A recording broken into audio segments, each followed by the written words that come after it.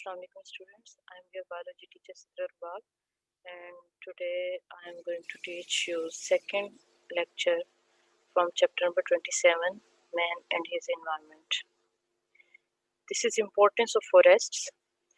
Forests के बहुत सारे uses हैं, बहुत सारे important points हैं, लेकिन जितने आपकी बुक में जो पॉइंट्स जिनका जिक्र किया गया है एटलीस्ट उन पॉइंट्स को मैंने यहाँ पर राइट कर दिया है। और उसके अलावा आपने अगर आपको ये वाला क्वेश्चन आ जाए तो उसमें ये पॉइंट्स आपकी हेल्प करेंगे, शॉर्ट या लॉन्ग जिस तरह का भी question.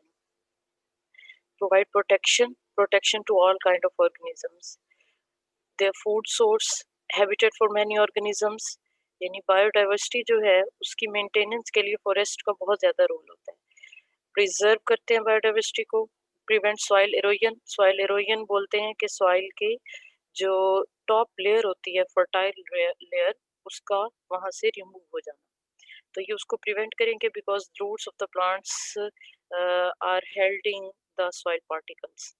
Regulates flow of the water, पानी जैसे ही कोई बारिशें होंगी बहुत ज़्यादा तो उस पानी के जो ड्रॉपलेट्स होंगे वो लीफ की ट्री की कैनोपी पे पड़ेंगे और उससे the rate of the flow of the water slows down.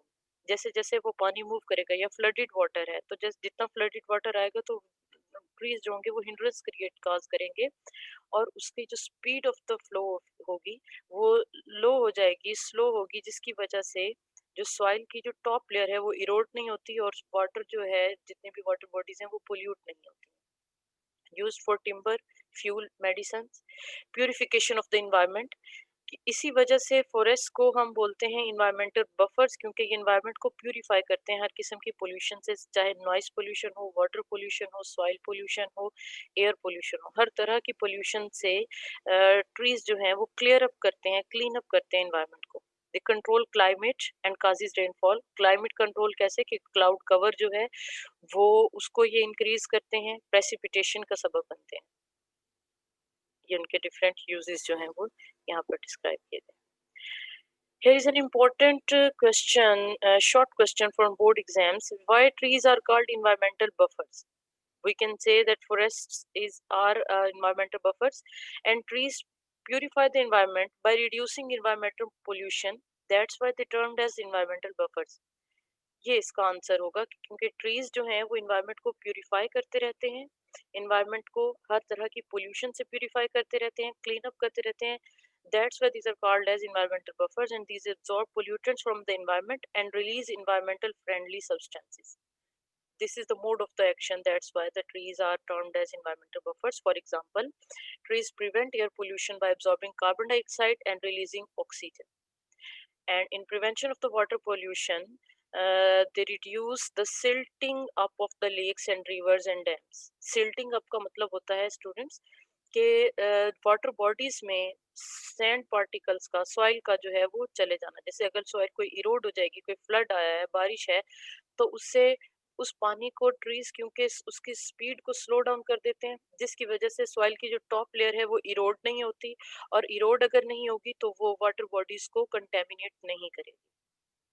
Consequences of removal of the forest: soil erosion, silting up of lakes, rivers and dams, heavy floods. Heavy floods होंगे क्योंकि speed of the flow of the water जो होगी वो increased ही रहेगी, क्योंकि trees उसको रोकने के लिए, उसको स्लो डाउन करने के लिए नहीं होंगे। For ever loss of the thousand of species या बायोडाइवर्सिटी डिस्ट्रक्शन हो जाएगी, बायोडाइवर्सिटी लॉस हो जाएगी क्योंकि उनको हैबिटेट ही नहीं मिलेगा। And climate changes dramatically.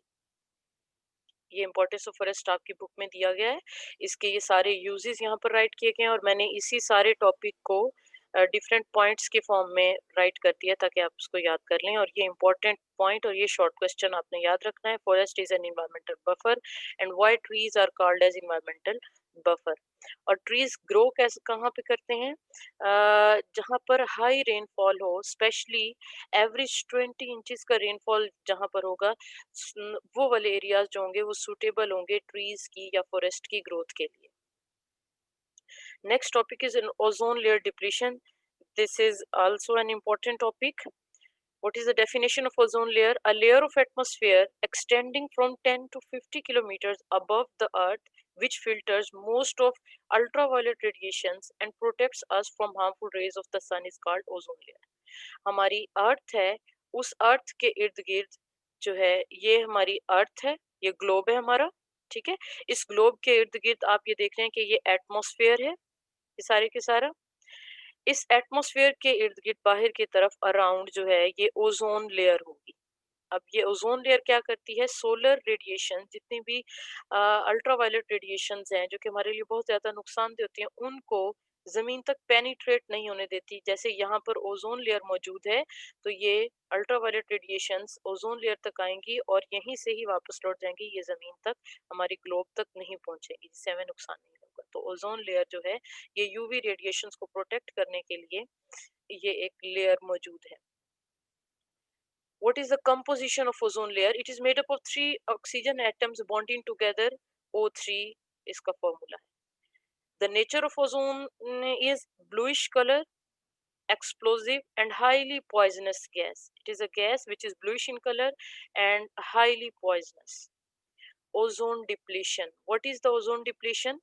Ozone depletion is reduction of the ozone layer or holes in the Earth's protective shields due to air pollution. Latest studies reveals that it's rapidly depleting. And what are the causes of ozone depletion?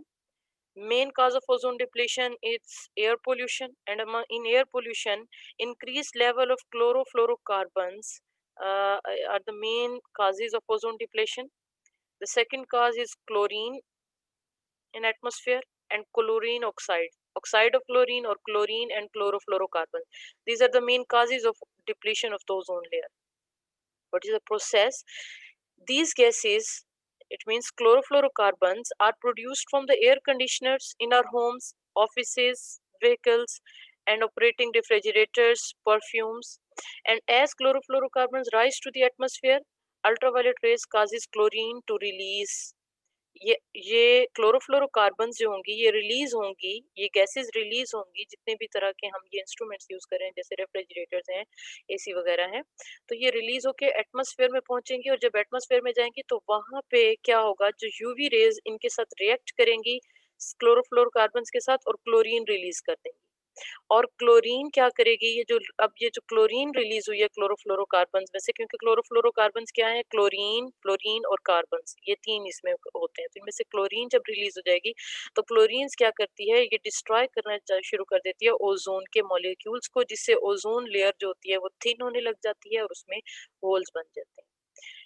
Here is an important note. A single chlorine atom can react with ultraviolet rays and destroys as many as 1 million ozone molecules.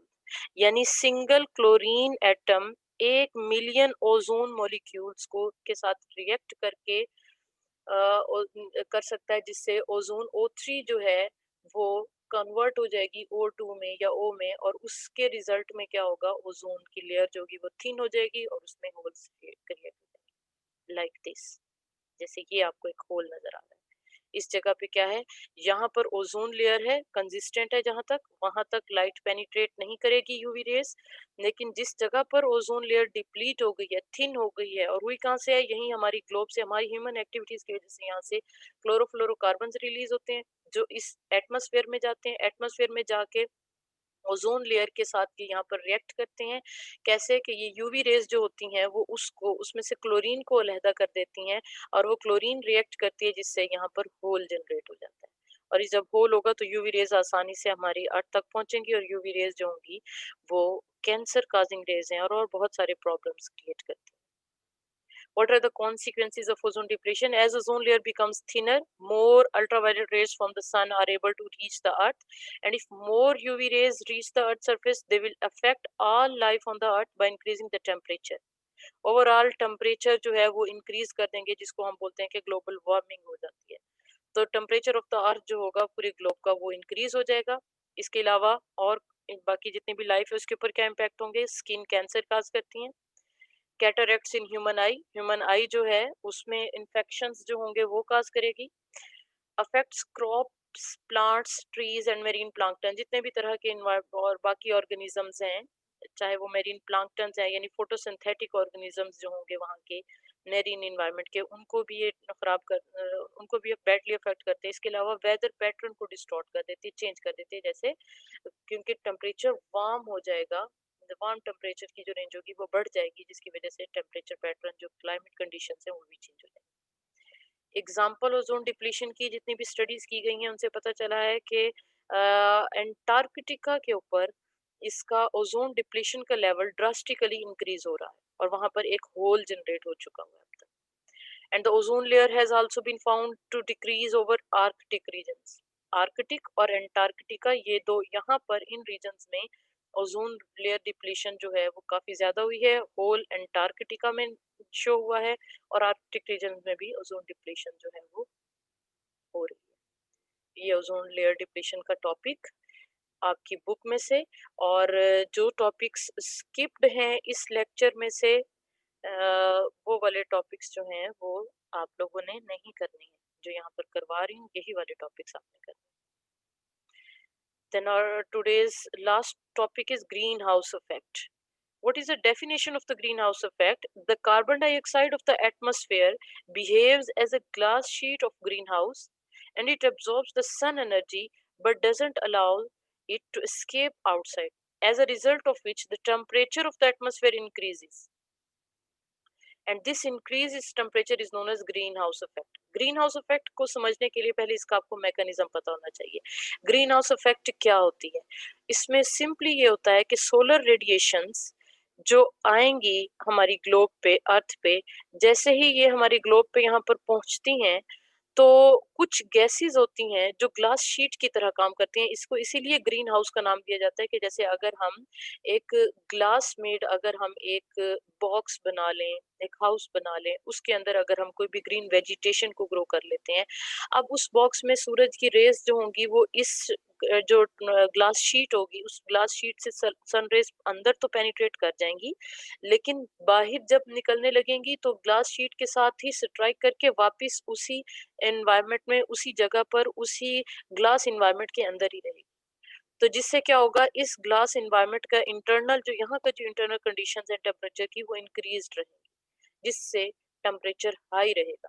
और इसमें जो crops होती हैं, जो high temperature में grow करवाने वाली crops हैं, उनको हम इवन सर्दी में भी अगर इस तरह के एनवायरनमेंट में ग्रो करवाते हैं तो वो हम इजीली ग्रो कर सकते हैं, क्योंकि टेम्परेचर उसका इंक्रीज्ड ही रहेगा, क्योंकि वहां से रेस बाहर मूव नहीं करती। तो जैसे ये नर्सरीज में आपको ये ग्रीन हाउस नजर आता है, सेम ये ग्रीन हाउस इफेक्ट हमारे ओवरऑल पूरे ग्लोब पर हो रहा है। और वो किस वजह से हो रहा है? ये जो ग्लास शीट है, इस ग्लास शीट की तरह एक्ट करती हैं कुछ गैसेस जिनको हम ग्रीन हाउस गैसेस कहते हैं, जिनमें सबसे ज्यादा कार्बन डाइऑक्साइड है। इसके अलावा कार्बन मोनोऑक्साइड भी होती हैं और कुछ और गैसेस भी होती हैं। तो वो गैसेस जो होती हैं, स्पेशली कार्बन डाइऑक्साइड, ये एक ग्लास शीट की तरह एक्ट करेंगी और सन रेज इनके साथ स्ट्राइक करेंगी, इनसाइड आ जाएंगी, लेकिन इनकी जो ये जो हमारे पास एक ब्लैंकेट की तरह, एक ग्लास शीट की तरह जो ये कार्बन डाइऑक्साइड इकट्ठी हुई होगी एटमॉस्फेयर में, ये जो ट्रैप्ड रेडिएशंस होंगी, जो रेडिएशंस अंदर आई हैं, उनको ये यहाँ जमीन से बाहर नहीं निकलने देंगी। वो इसी तरीके से ग्लास शीट की तरह इसके साथ स्ट्राइक करेंगे और वापस अर्थ पे ही रहेंगे, जिससे ओवरऑल टेम्परेचर इंक्रीज हो जाएगा। इस मैकेनिज्म को, इस प्रोसेस को हम ग्रीन हाउस इफेक्ट बोलते हैं। Light rays from the sun penetrate the glass of the greenhouse and absorbed by the plants and soil, and then radiates as longer wave infrared radiations। और फिर यानी longer wave infrared radiation जो longer wave वाली होती हैं, और ये होती हैं, ये इनमें ये हीट जिसको हम बोलते हैं, ये वो वाली रेडिएशन है। The glass doesn't permit these rays to escape outside, and so the heat remains within the greenhouse। तो ग्लास जैसे उसको escape out नहीं करने देता इन रेडिएशंस को, और वो इसके अंदर ही रहती हैं। इसी तरीके से ये ग्रीन हाउस के जो ये ग्लास है, इस ग्लास की तरह ग्रीन हाउस गैसेज एक्ट करती हैं। तो वो जो गैसेज हैं, carbon monoxide, green house gases are those which prevent the heat to escape out from the sun, from them. और ये carbon dioxide, the carbon dioxide of the atmosphere behaves like the glass sheet of the greenhouse, and it absorbs the sun energy but doesn't allow it to escape outside, and as a result the temperature of the atmosphere increases, and this increase in temperature is known as greenhouse effect। What are the causes of greenhouse effect?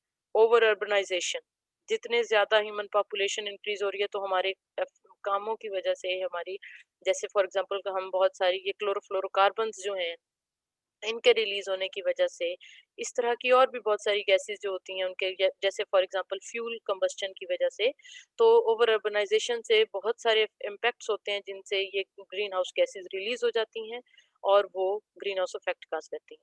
Deforestation और से क्या हो जाएगा, environment में carbon dioxide का level increase हो जाता है, क्योंकि ट्रीज क्या करते हैं, कार्बन डाइऑक्साइड को एब्जॉर्ब करते हैं और ऑक्सीजन रिलीज करते होते हैं। तो अब अगर ट्रीज नहीं होंगे तो CO2 का लेवल एनवायरनमेंट में इंक्रीज हो जाएगा।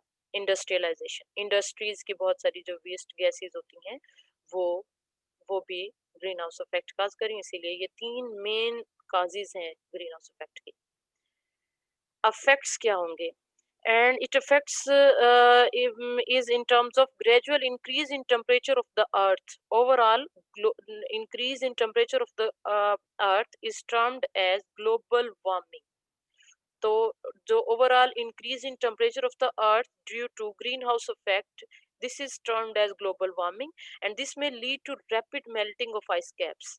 इसकी कॉन्सिक्वेंसेस क्या होंगे ग्लोबल वार्मिंग के, और उससे क्या हो जाएगा, melting of ice caps and glaciers, bringing floods and changing the path of the major air and ocean currents, drastically affecting the global weather conditions. इनसे ग्लोबल वेदर, पूरे हमारा जो अर्थ का जो वेदर है उनकी कंडीशंस डिस्टर्ब हो रही हैं।